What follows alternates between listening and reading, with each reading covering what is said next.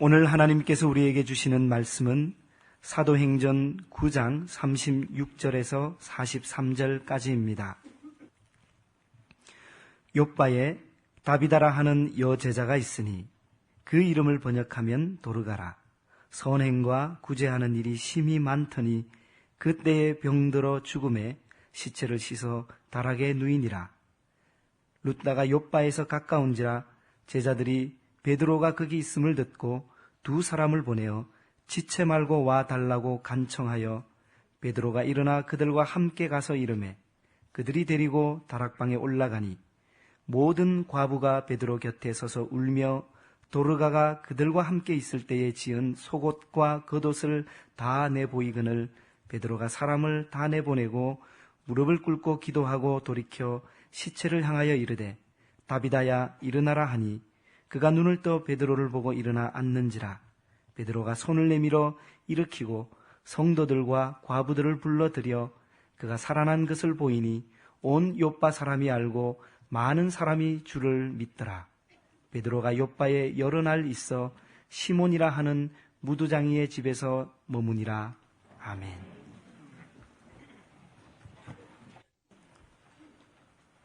오늘의 본문은 베드로가 룻다에서 8년 동안 중풍병을 앓고 병상에 누워있느라 헝클어지고 이지러진 삶을 살 수밖에 없었던 애니야의 삶을 그리스도 안에서 반듯하게 정돈되게 해주고 그로 인해 많은 사람들이 예수 그리스도에게로 되돌아가는 생명의 역사가 일어나고 있는 동안에 룻다의 인근 도시인 욥바에서 어떤 일이 일어나고 있었는지를 우리에게 전해주고 있습니다. 욥바는 솔로몬 왕이 예루살렘 성전을 건축할 때 레바논 목재를 실어 날랐던 항구로 유명합니다. 또 구약의 선지자 요나가 하나님의 낯을 피해서 다시스로 도망갈 때 다시스행 배를 탔던 항구이기도 합니다. 2000년 전 본문 당시의 욥바는 이미 상당한 규모의 항구 도시였습니다. 본문 36절을 보시겠습니다. 욥바에 다비다라 하는 여제자가 있으니 그 이름을 번역하면 도르가라. 선행과 구제하는 일이 심히 많더니. 욥바의 그리스도인들 가운데에 다비다라는 이름을 지닌 여인이 있었습니다. 그녀가 다비다라고 하는 히브리식 이름 이외에 도르가라는 헬라식 이름을 동시에 지니고 있었다고 하는 것은 그녀가 헬라파 유대인 출신이었음을 일러주고 있습니다. 도르가나 다비다나 영어로는 그젤, 우리말로는 영양 혹은 암사슴으로 번역되는 단어인데 유대인들은 이 말을 아름다움의 상징으로 사용했습니다. 이를테면 다비다라는 이름은 아름다운 이름의 상징이었던 것입니다. 그러나 다비다는 단순히 아름다운 의미의 이름만을 소유한 여인이 아니었습니다. 본문은 다비다가 선행과 구제가 심히 많았던 여인임을 전해주고 있습니다. 다비다라는 자신의 이름에 걸맞는 아름다운 삶을 사는 여인이었던 것입니다. 한마디로 말해서 다비다는 참된 신앙인인 동시에 참된 효녀이기도 한 셈이었습니다. 이 세상에 갓 태어난 어린아이들 치고 자기 스스로 자기 이름을 짓는 경우는 없습니다. 갓 태어난 어린아이의 이름은 일반적으로 부모가 지어주게 됩니다. 이 세상 부모치고 자기 자식에게 이름을 아무렇게나 아무 의미 없는 이름을 지어주는 사람은 없습니다. 더 아름답고 더 의미 있는 이름을 지어주기 위해서 고심합니다. 그래서 적지 않은 부모들은 점쟁이를 찾아가서 돈을 주면서까지 좋은 이름을 장명해와서 자식에게 붙여줍니다. 따라서 부모가 자식에게 붙여주는 이름 속에는 자식이 그 이름에 걸맞는 삶을 살기를 바라는 부모의 소망과 염원이 담겨져 있습니다. 만약 부모가 신앙인이라면 그 부모가 자식에게 붙여주는 이름 속에는 자신의 신앙 고백도 담겨지게 됩니다. 따라서 사람이 자기 이름에 걸맞는 삶을 산다고 하는 것은 바로 그 이름을 지어준 부모의 소망과 염원에 부합하는 삶을 사는 것을 의미하기에 그 삶은 결과적으로 자기 부모에 대한 효도로 이어지고 그것은 그 부모를 통해서 자신을 이 땅에 태어나게 하신 하나님에 대한 바른 믿음의 응답이 되는 것입니다. 저는 4명의 제 아들들에게 이을 승자를 붙여서 각각 승훈, 승국, 승윤, 승주라 이름을 지어 주었습니다. 그 이름들 속에는 주님의 공로를 의지해서 주님의 나라를 이어받음으로 주님의 기쁨이 되어 오직 주님만 쫓는 삶을 살라는 제 소망이 담겨 있습니다. 그와 동시에 그 속에는 저처럼 미천한 인간에게 주님께서 당신의 사랑하는 내 아들을 맡겨주셨기에 저 역시 그런 삶을 살겠다는 제 자신의 신앙 고백도 담겨져 있습니다. 따라서 앞으로 4명의 제 자식들이 제가 그들에게 지어준 자신들의 이름에 걸맞는 삶을 일평생 살아간다면 그것이야말로 제게 대한 가장 큰 효도가 될 것입니다. 제 아버님과 어머님은 이슬 제자에 밝을 철자를 써서 제 이름을 제철이라고 지어주셨습니다. 밝은 빛 속에서 살아가라는 당신들의 소망과 신앙 고백인 셈이었습니다. 하지만 저는 오래도록 제철이란 제 이름과는 전혀 동떨어진 삶을 살았습니다. 밝은 빛 속에서 사는 것이 아니라 칠흑 같은 어둠 속에서 살았습니다. 제가 어둠 속을 헤맬 때 꽤 경제적으로 여유가 있는 편이었습니다. 그래서 당시 장안에서 제일 큰 아파트에 어머니를 모시고 살면서 어머님의 전용차로 벤츠차를 사드리기도 했습니다. 물론 어머니께서 원하시는 만큼 돈을 쓰시게도 해드렸습니다. 그때 저는 그런 식으로 살면서 제가 효자라는 사실을 믿어 의심치 않았습니다. 그러나 많은 세월이 지난 뒤에 제가 결코 효자가 아니었다는 사실을 알게 되었습니다. 부모님들의 소망과 믿음이 담겨있는 제 이름과는 동떨어진 삶을 살던 저는 불효자 중의 불효자였던 것입니다. 빛 속에 살아가라는 제철의 이름과는 전혀 다르게 어둠 속을 헤매므로 저는 실은 제 어머니의 가슴에 매일매일 대못질을 하고 있었던 것입니다.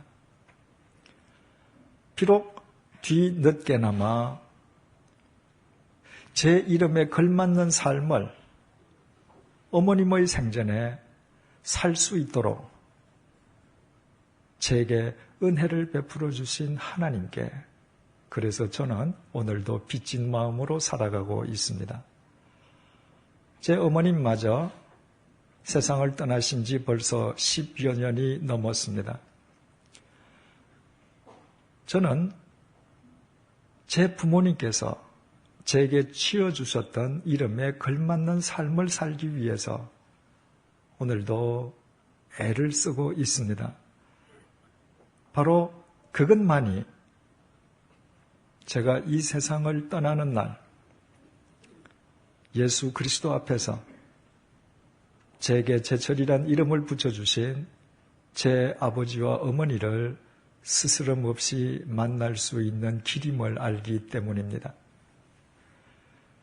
결코 잊지 마십시다. 부모에 대한 효도는 말이나 돈으로 하는 것이 결코 아닙니다.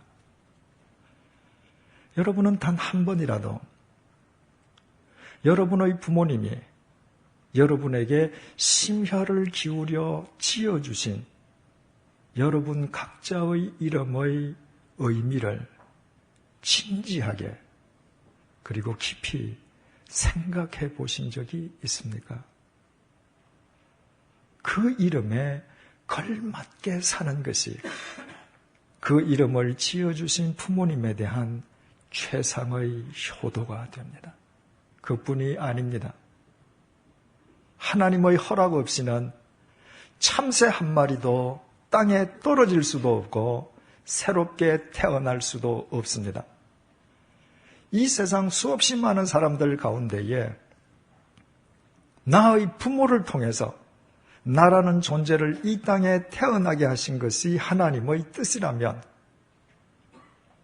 그 부모님께서 당신들의 소망과 믿음을 담아 내게 지어주신 나의 이름 속에 어찌 또 하나님의 뜻이 담겨져 있지 않겠습니까? 그러므로 인간이 예수 그리스도 안에서 자기 이름에 걸맞는 삶을 사는 것은 단순히 부모에 대한 효도로 끝나는 것이 아니라 그 부모를 통해 자신을 태어나게 하신 하나님에 대한 바른 믿음의 응답으로 귀결되게 되는 것입니다. 이런 의미에서 다비다라는 이름에 걸맞는 삶을 살았던 본문의 다비다는 참된 신앙인인 동시에 진정한 효녀인 셈이었습니다. 본문 37절에서 39절을 보시겠습니다. 그때에 병들어 죽음에 시체를 씻어 다락에 누이니라. 룻다가 요바에서 가까운지라. 제자들이 베드로가 거기 있음을 듣고 두 사람을 보내어 지체 말고 와 달라고 간청하여 베드로가 일어나 그들과 함께 가서 이르매 그들이 데리고 다락방에 올라가니 모든 과부가 베드로 곁에 서서 울며 도르가가 그들과 함께 있을 때에 지은 속옷과 겉옷을 다 내보이거늘 자신의 아름다운 이름과 아름다운 삶의 조화를 잘 이루며 살던 다비다가 병으로 죽었습니다. 마침 그때 요바에서 18km 떨어져 있는 루다에 사도 베드로가 와 있다는 소문이 요바의 그리스도인들에게 들려왔습니다. 요바의 그리스도인들은 다비다의 시신을 깨끗하게 씻어서 다락방에 누인 뒤에 루다의 베드로에게 두 사람을 보냈습니다. 그리고 지체 없이 요바로 와줄 것을 간청했습니다. 베드로와 요바의 그리스도인들 사이에는 평소에 그 어떤 교분도 없었습니다. 하지만 베드로는 같은 그리스도의 지체였기에 지체 없이 요바를 향해 출발했습니다. 요바에 도착한 베드로는 요바의 그리스도인들의 인도를 받아서 다비다의 시신이 안치되어 있는 다락방으로 올라갔습니다. 그곳에는 많은 과부들이 다비다의 죽음을 슬퍼하며 울고 있었습니다. 그 과부들은 다비다의 선행과 구제의 대상이 되었던 여인들이었습니다.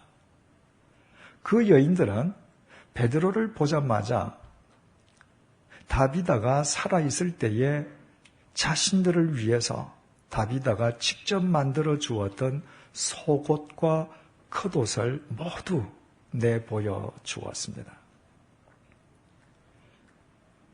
2000년 전에 가난하고 모든 물자가 핍절하던 이스라엘 땅에서 옷은 단순한 의복의 의미를 넘어서서 일종의 재산과도 같았습니다.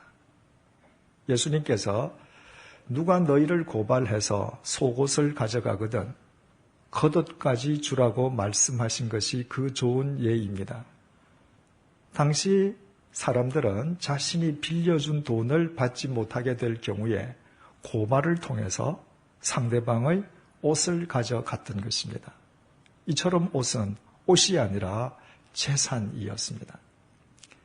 우리말 겉옷으로 번역된 헬라어 키토는 일반적인 옷을 의미하고 겉옷이라고 번역된 히마티오는 급할 경우에는 이불로도 쓸 수 있고 한 대낮에는 태양빛을 차단할 수 있는 일종의 망토로서 언제든지 저장 잡힐 수 있는 금전적 가치를 지니고 있었습니다. 다비다는 불쌍한 과부들에게 옷을 나누어 주되 속옷이나 겉옷 가운데에 한 가지씩만을 주지 않았습니다. 재산 가치를 지니고 있는 속옷과 겉옷을 동시에 나누어 주었습니다. 일반적으로 사람들은 자신이 입던 옷이 낡거나 작아지면 다른 사람에게 물려줍니다. 그것은 엄밀한 의미에서 사랑이 아니고 단지 처분일 뿐입니다. 다비다는 자신이 못 입게 된 옷을 넘겨준 것이 아니었습니다. 다비다는 불쌍한 과부들을 위해서 자기 자신이 자신의 손으로 직접 만든 겉옷과 속옷, 다시 말해 새 옷을 나누어 주었습니다. 그것도 단 한 명의 과부가 아니라 수없이 많은 불쌍한 여인들에게 그렇게 나누어 주었습니다. 그러므로 베드로를 만난 과부들이 베드로에게 생전의 다비다가 그들을 위해 만들어준 겉옷과 속옷을 보여주었던 것은 바로 그 겉옷과 속옷이야말로 다비다가 살아생전에 얼마나 아름다운 삶을 살았는지를 생생하게 보여주는 사랑의 증표였기 때문입니다. 그러므로 그 과부들이 다비다의 시신 앞에서 슬피 우는 것은 너무나도 당연한 일이었습니다. 그 과부들은 다비다의 직계 가족들이 아니었습니다. 그런데도 그들은 다비다를 슬퍼하며 울었습니다. 그것은 그들을 사랑했던 다비다의 삶의 결과였던 것입니다. 그렇다면 우리는 여기에서 잠깐 우리 각자의 마지막 날을 생각해 보지 않을 수 없습니다. 만약 우리의 코끝에서 호흡이 당장 멈춘다면 진심으로 나의 존재를 아쉬워하며 슬퍼할 사람이 나의 직계 가족을 제외하고 이 세상에서 대체 몇 사람이나 되겠습니까? 그때 내가 살아생전의 진리 안에서 아름다운 삶을 살았다는 증표로 이 땅에 무엇을 또 남길 수 있겠습니까? 나의 코끝에서 호흡이 멎는 순간 본문에서와 같은 이런 아름답고도 감동적인 장면이 시신이 된 내 앞에서도 과연 가능하겠습니까? 인간의 일생 가운데 가장 위대한 메시지가 되는 자기 자신의 죽음을 단 한 번이라도 진지하게 생각해보지 아니한 사람의 죽음은 의미 있는 죽음이 될 수 없고 의미를 상실한 죽음은 결국 그의 삶이 무의미한 삶이었음을 의미하게 됩니다. 죽음과 삶은 결코 분리되지 않습니다. 죽음과 삶은 마치 동전의 양면과 같아서 불과분의 관계에 있습니다.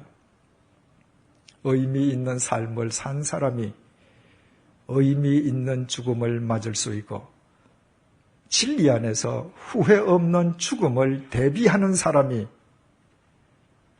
날마다 후회 없는 삶을 엮어갈 수 있습니다. 그리고 그 사람만 그의 코끝에서 호흡이 멈추는 순간 그가 가진 모든 것이 그가 진리 안에서 아름다운 삶을 살았음을 스스로 증명하는 증표로 남겨두고 떠나게 됩니다. 마치 다비다가 수많은 불쌍한 과부들을 위해서 자신이 직접 만들어 주었던 겉옷과 속옷처럼 말입니다. 36절을 다시 한번 보시겠습니다. 요바에 다비다라 하는 여제자가 있으니 그 이름을 번역하면 도르가라. 선행과 구제하는 일이 심히 많더니. 우리가 이 시간에 좀 더 깊이 숙고하고자 하는 것은 다비다의 선행과 구제가 심히 많았다는 본문의 표현입니다. 우리말 심히 많다로 번역된 헬라어 플레레스는 헬라어 한글 사전에 의하면 충만하다고 기록되어 있습니다. 그러나 우리말 충만하다는 것은 가득한 상태를 뜻하는 데 반해서 헬라어 플레레스는 가득한 상태를 넘어 계속 흘러 넘치는 것을 의미합니다. 쉽게 말씀드리면 헬라어 플레레스를 우리말로 딱 한 단어로 표현할 수 있는 단어가 우리말 속에는 없는 것입니다. 그래서 우리말 성경이 오늘 본문에서 그 플레레스를 심히 많다고 두 단어로 번역한 것은 원문의 의미를 정확하게 전달해 주려는 탁월한 번역이 아닐 수 없습니다. 심히 많다는 것은 적정한 정도를 넘어선 상태를 의미합니다. 말이 심히 많은 사람이란 비정상적으로 말이 많은 사람이요. 심히 큰 고통은 인간의 인내의 한계를 넘어서는 고통을 의미합니다. 심히 많은 구제와 선행 역시 적정한 정도를 넘어서는 구제와 선행을 의미합니다. 그렇지 않고서야 어떻게 다비다가 한 사람도 아닌 수많은 과부들에게 겉옷이나 속옷 한 가지가 아니라 둘 다를 그것도 자기 손으로 지은 새 옷으로 나누어 줄 수 있었겠습니까? 적정한 수준을 넘는 선행과 구제를 위해서 다비다가 살았다면 그것을 위해서 다비다는 또 자기의 물질과 시간을 얼마나 적정 수준을 넘어서면서까지 사용했겠습니까? 그렇게 하지 않았던들 다비다의 선행과 구제가 심히 많을 도리는 없었을 것입니다.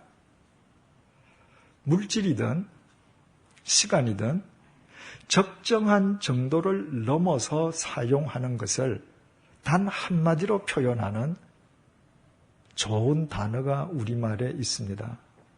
바로 낭비입니다. 낭비는 물질이나 시간을 헛되이 마구 사용하는 것을 의미합니다. 그래서 예산 낭비, 시간 낭비, 물자 낭비, 인생 낭비처럼 낭비는 언제나 부정적인 의미로만 사용됩니다. 그렇다면 적정한 수준을 뛰어넘는 선행과 구제를 위해서 자신의 물질과 시간을 적정한 수준이 넘어서기까지 사용했던 다비다는 낭비벽에 빠진 사람이고 그의 모든 행위는 낭비에 지나지 않는 것입니까? 그렇지 않습니다. 절대로 그렇지 않습니다. 낭비가 부정적인 의미이지만 이 부정적인 의미의 낭비가 긍정적인 의미로 사용되는 딱 한 번의 경우가 있습니다. 사랑과 관련될 때입니다. 사랑은 충만한 상태, 즉 가득 찬 상태를 결코 의미하지 않습니다. 가득 찬 상태만으로는 제대로 사랑할 수 없습니다. 가득한 상태로는 나누어 주는 만큼 비기 때문입니다. 사랑은 플레레스, 계속 흘러 넘치는 것입니다. 그래서 사랑의 본질은 낭비입니다.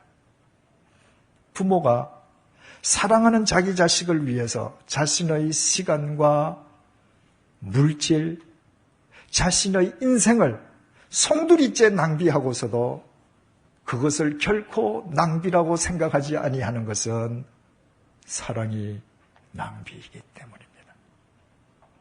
그래서 적정한 정조를 넘어선 다비다의 선행과 구제 역시 낭비가 아니었습니다.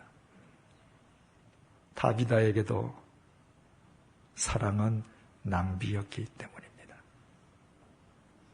그렇다면 다비다의 삶 속에 이처럼 계속 흘러넘쳤던 이 사랑의 원천은 대체 무엇이었습니까?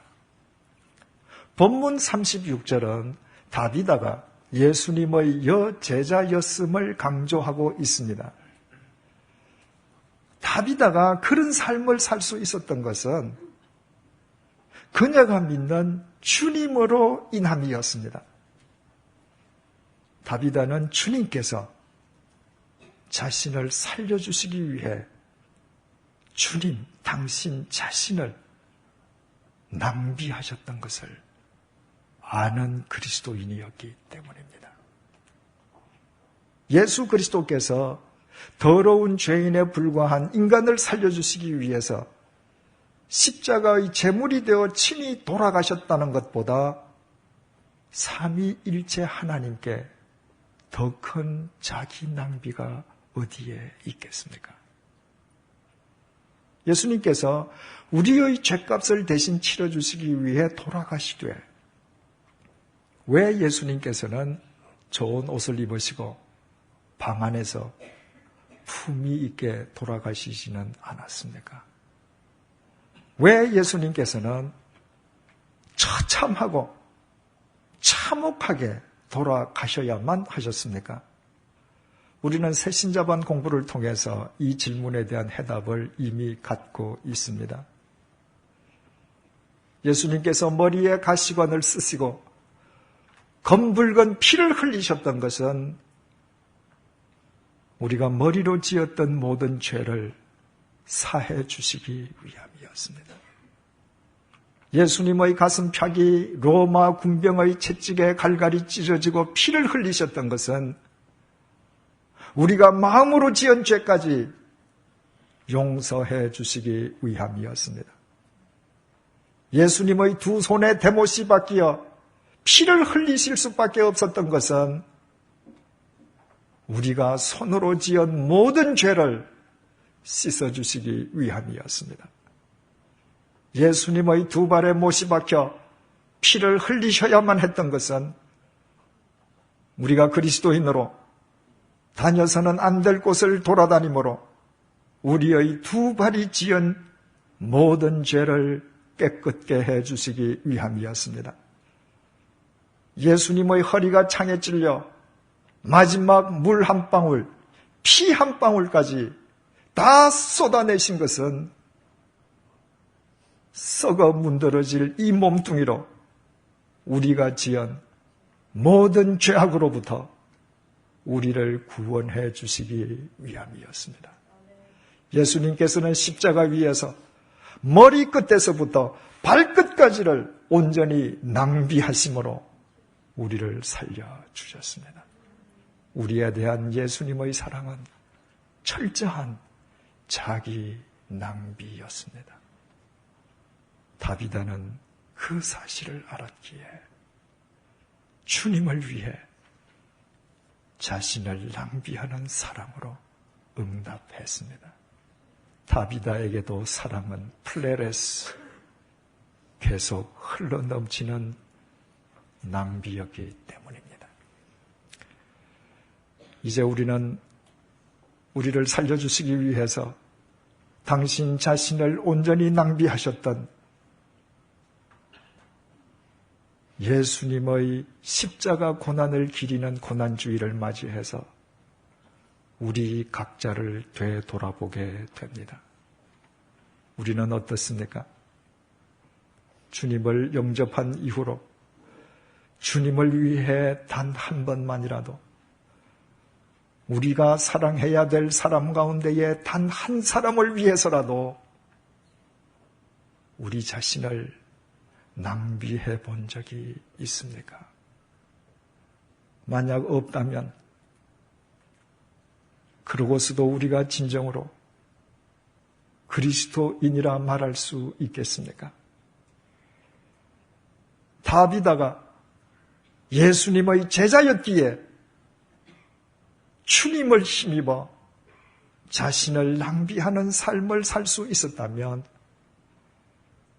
주님을 믿는다면서도 자신을 낭비하려 하지 않는 우리는 주님의 제자가 아니라는 의미가 아니고 무엇이겠습니까? 그것은 또 우리가 아직까지도 예수님께서 십자가 위에서 우리를 위해 당하신 고난이 예수님의 자기 낭비를 뜻한다는 사실을 깨닫지 못하고 있기 때문이 아니겠습니까? 사랑하는 교우 여러분, 이제 우리 모두 우리를 살려주시기 위해 당신 자신을 온전히 낭비하셨던 십자가의 예수 그리스도를 바라보십시다. 만약 그 예수 그리스도를 우리가 믿는다면 그분의 자기 낭비로 인해 우리가 새 생명 얻었음을 정녕 믿는다면 우리 역시 주님을 위해 우리가 사랑해야 할 사람을 위해 우리가 살아가는 이 조국과 이 시대와 인류를 위해 우리 자신을 낭비하는 이 시대의 다비다들이 되십시다. 그리고 잊지 마십시다. 사랑이 자기 낭비이기에 사랑을 위해 자기를 낭비하는 것은 결코 낭비로 끝나지 않는다는 사실을 말입니다.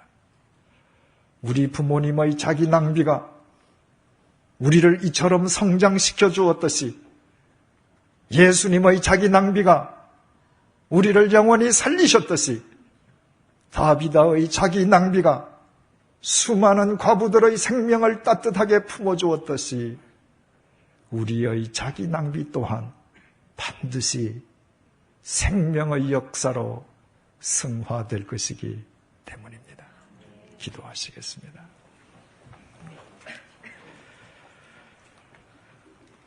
오늘 고난주의를 맞이하여 주님께서 더러운 죄인인 우리를 살리시기 위해 십자가에서 당하신 주님의 고난이 우리를 위한 삼위일체 하나님의 자기 낭비였음을 깨닫게 해주셔서 감사합니다. 머리 끝에서부터 발끝까지 주님께서 당신 자신을 철저하게 낭비하심으로 우리에게 영원한 생명을 주셨음을 감사합니다. 주님의 자기 낭비로 우리를 주님의 제자로 삼아주심도 감사합니다. 지금 이 시간에도 우리를 위해 당신을 낭비하고 계신 주님의 사랑에 이제 우리 모두 우리 자신을 낭비하는 사랑으로 보답하는 진정한 주님의 제자들이 되게 도와주옵소서. 우리가 사랑해야 할 사람을 위하여 우리가 살아가는 우리의 조국과 이 시대를 위해 인류를 위해 우리 자신과 우리 자신의 것을 낭비하는 사랑의 낭비자들이 되게 하여 주옵소서. 우리 자신을 낭비하는 사랑의 낭비가 무의미한 낭비로 그치지 않고 주님의 자기 낭비가 우리를 살리셨듯이, 우리 부모의 자기 낭비가 우리를 성장시켰듯이, 다비다의 자기 낭비가 수많은 과부들의 생명을 따뜻하게 품어주었듯이 우리의 자기 낭비 또한 반드시 생명의 역사로 승화됨을 우리의 삶으로 경험하는 기쁨을 날마다 누리게 하옵소서. 남마처럼 얽혀있는 모든 사회 문제도, 양극화의 문제도 오직 자기 낭비의 사랑으로서만 해소될 수 있음을 잊지 않도록 도와주옵소서. 주님을 위해 기꺼이 우리 자신을 낭비할 줄 아는 우리의 삶이 주님께서 우리 부모를 통해 우리에게 주신 우리 각자의 이름에 걸맞는 삶으로 이어지도록 도와주옵소서. 그리하여 우리의 코끝에서 호흡이 멎는 날, 우리가 이 땅에 남기고 가는 모든 것이 다비다가 많은 과부들에게 손수 만들어 주었던 속옷과 겉옷처럼 우리가 이 땅에서 진정 아름다운 그리스도인으로 살았음을 보여주는 영원한 사랑과 생명의 증표가 되게 하여 주옵소서. 예수님의 이름으로 기도드립니다. 아멘.